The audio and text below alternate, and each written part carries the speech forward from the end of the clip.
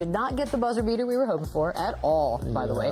Denver just crushes the Clippers. They got the 3-2 lead in that series, a 131-115 final. Jamal Murray with 43 points, 7 assists. He was 8 of 14 from 3. Jokic finished with 13, 10, and 12. That's a triple-double, in case you're wondering. Russell Westbrook had 21 off the bench. James Harden, no 10 assists, is the only reason we smoked the parlay. And by the way, didn't y'all say that that was the one that was like, I don't know, but playoff Murray, playoff Jamal, whatever you want to call him, he is here. The 8 threes is crazy. He now has the most 40-point-plus playoff games in Nuggets history. It's crazy to me because we all know the narrative, right? Like, we spent the regular season going, man, I really wish Jamal Murray would kind of wake up and show. But in the backs of our minds, we all were like, but when the playoffs start, that's when we can count on him. And then he drops 40. In the backs of them. In our backs of our minds. No? It is. It's crazy that if you're breaking records that Jokic doesn't have, like if you're doing records that Jokic isn't. He only had one free throw. You're so doing that was a record as well. You're doing something unbelievable. And I've always said this team is best when Jokic does this. And he does a little bit of everything, and he's playmaking, he's facilitating, and everyone else who gets involved. You have Christian Brown doing, his thing going downhill. Westbrook had an unbelievable first half yesterday. He got them kind of off to that big lead. Porter making shots, Aaron Gordon on the glass, and then you have Jamal Murray, who's so good in the playoffs. And again, he gets a lot of flack for the regular season. The guy's never been an all-star, which is crazy. He's one of the best players to never be an all-star. But he's got a gear that he turns on, and he is better in the playoffs. So as a fan, as a coach, as a general manager, I would prefer that. Let Jokic take us to the regular season, and then let me, untap this monster in the playoffs. And that is what he continues to do. He's great. He gets everyone involved still. He's aggressive. He makes shots. It's exactly the format I think that they need for them to be playing the best basketball. And they beat the brakes off them last night. Clippers are so good defensively, and they got whatever they wanted last night. So the Clippers really got to adjust in Game 6. Or it's a wrap. I mean, they just got to play better. I don't think there's many adjustments. I needed more from Norm and James Harden. Yeah. And then Kawhi. You know, Kawhi wasn't his normal Kawhi, or the Kawhi that we expect him to be, which is a topic we'll talk about later, of when he's healthy and how efficient he is. But they just didn't play great all around offensively. But give a lot of credit to Denver. If they want to give themselves a chance at any point against OKC in the next round, Jamal Murray's going to have to play like this. So easy. If he doesn't play like that, OKC is going to smoke them. Jokic can't do it by himself. Aaron Gordon's been playing well. He's been coming alive. But yeah, ultimately it came down to Jamal Murray playing well, but also on the Clipper side, I didn't see enough of James Harden, Norman Powell, and more Kawhi. I needed more because Russell Westbrook, him outscoring James and Kawhi, he had a crazy number. He had a bunch of threes. Like he had a couple of threes, big time threes, but for him to outscore both of them. That's not a good formula. Remember when Malone got fired for playing Westbrook too much? So I do remember that. I'm old enough. And Pickett played 1 minute last night. How does that work? But that always goes back to too, because it was either Calvin Booth was saying take Russell Westbrook out, and Malone was like no. So one of them was on Russell Westbrook's side, but they both got fired in the end. Which is the right side, by the way. Look what this guy's doing. This guy's experience, this guy's production is unmatched. Like you have to play a Russell Westbrook. 21 points off the bench, man. Like why were we questioning that? Silly. Why were y'all questioning that? Big risk, big reward. Yeah, I don't get it. And plus, not only that, but he provides just such a pop in the building. Energy. Like everything about when he goes in there and does. It was so good. It was so good. All right, let's talk about the duos, because we got the Jimmy Steph. We know that. We got Luka LeBron. We got that as well. And again, maybe it goes back to the regular season performance of Jamal Murray that we sometimes just don't see.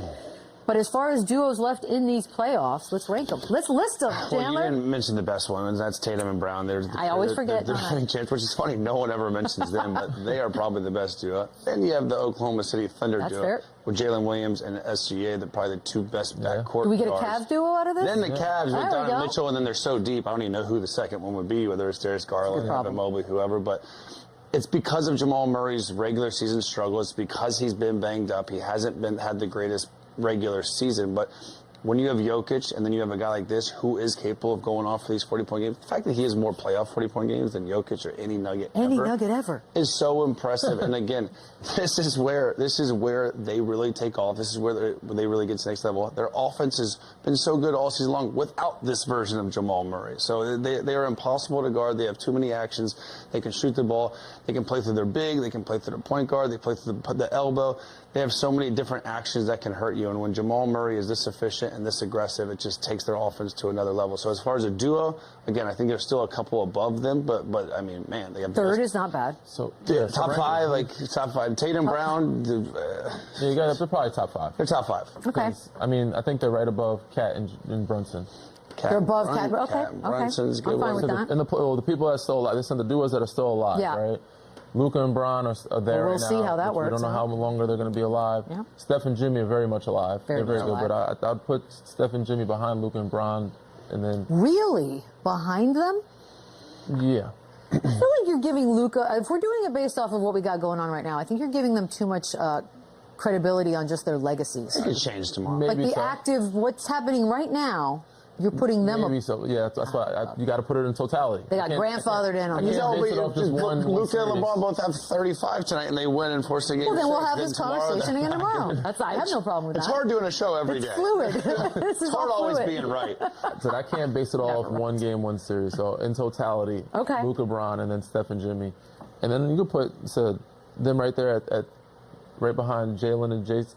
Yeah, like Jalen, 4-ish. Jimmy, honestly. I don't hate it. I mean, look, it's a really good list to be on. Just shows you there's a lot of good teams. It doesn't have to be a big 3 or a duo. Like look at the Pistons. I don't even know who their second best player is, and they're still alive. That changes every night. Yeah. That actually changes every single night, which we love. So look, we got to talk a little James Harden now, because if you've been watching this game long enough, you know James Harden in the playoffs sometimes are not simpatico, and last night was one of those. So yeah, 11 points on 9 shot attempts. I can remember playoff games where he just disappears, Chandler, and you hate to see it happen. He skipped availability for media this game and the last. I don't love that. So let's jump into this. What are we doing here? When you play good, own it. When you play bad, own it. And I just want to see him be more aggressive. Again, 9 shots for James Harden in a big game like this, 2-2, the series tied. It's not enough. And again, Kawhi has been great. Norman Powell's been great. Zubac was their best player last night. He's been unbelievable all series long, but the consistent guy with the ball in his hands has got to be James Harden. He's got to take care of the ball. Having 5 assists to 4 turnovers in a game when the series is tied like that is unacceptable. But I just want to see him back aggressive. Get to the free throw line. Do what you usually do. He's one of the most innovative, creative scorers that we've ever seen. Do that now on the big stage, because your team's going to need you. Like, he's going to have to do it in Game 6 to force a Game 7. There's no one on that team that can guard him. He's got to get downhill. He's got to get to the free throw line and just take more shots. Like Brown did a decent 9 shots is not enough. Yeah, I'm with you, and he was the guy for me to watch last night, and I was hoping that he flipped the narrative, because he always has great, game 1, 2, or 3, or 1 and 3, whatever, 1, 2, and 4. Through 4 games, he's always pretty solid. 5, 6, and 7, people Big say ones. he kind of starts to fade away and be passive. I was hoping that last night he was more aggressive, like Chandler said. Whether it's even being pick and roll with Zubac, that 2-man game that's been working on. He's an all-star this year. So you are the point guard. You can control your shot taking and shot making. Well, not making, but shot taking. You can take more shots than 9. So yeah, I was hoping to see him more aggressive and not out there. But luckily there's still more basketball to play.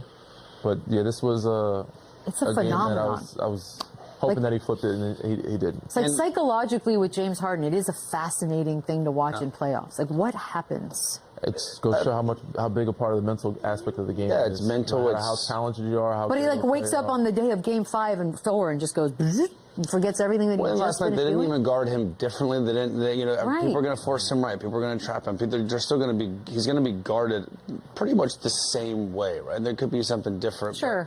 Like he's got to be more aggressive. Kawhi last night, I feel like, kind of floated throughout the game. Like he didn't do what he did when they were winning these games early on. So I think they definitely got to be more aggressive. And someone's got Chris Dunn. He's been a great defender. He's really opened up some eyes. He's got to kind of turn that water off Jamal Murray Game 6, because you can't allow him to go crazy like that again, because they're too good when he gets that. He's going to have 37. This is a testament of how hard the playoffs are and winning a championship is, because it's not just the physical, it's the mental. The mental staying locked in is not easy to do for 7 games or for 4 different series.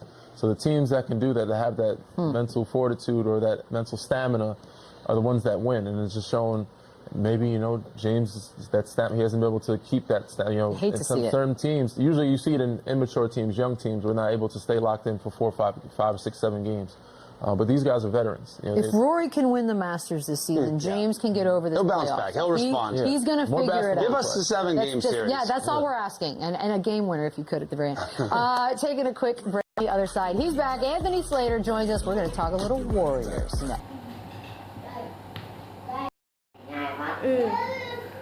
Thích đánh bao nhiêu cái thì đánh. Chỉ cho uống nước lọc thôi. Xin chào các bạn, mọi người đã quay trở lại với kênh của mình. Hôm nay mình có hạt vòng để hướng dẫn các bạn làm vòng nha.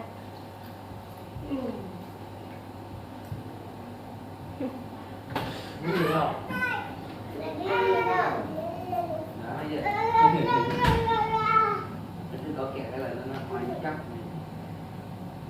Đây.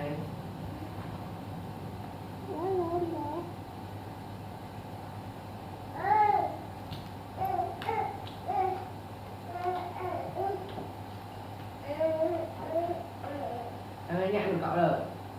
Đâu? Đâu? Nhẹ đâu, phải nhẹ đâu. Lấy ra đi cậu.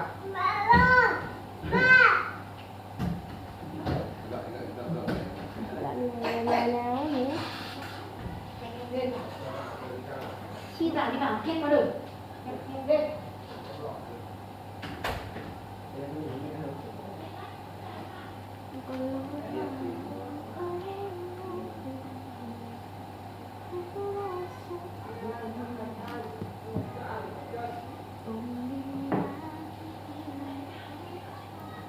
Là phải tìm đồng môn để sáng dậy thể dục thôi. Đang trên cái đà tụt cân phải rút thôi.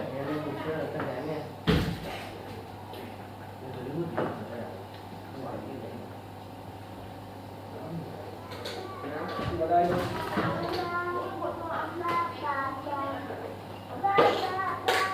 Nhiều kẹo.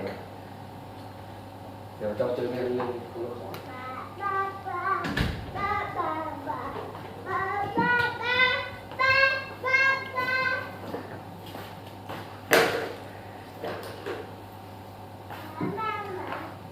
Tên phận như thế nào?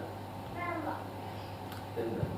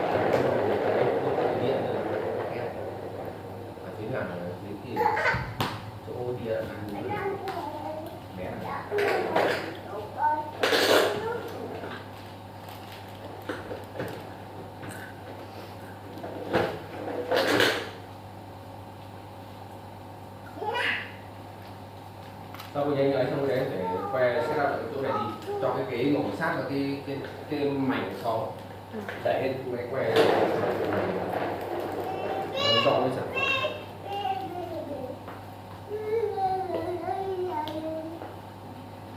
Từ bến cái này chân từ cái này chân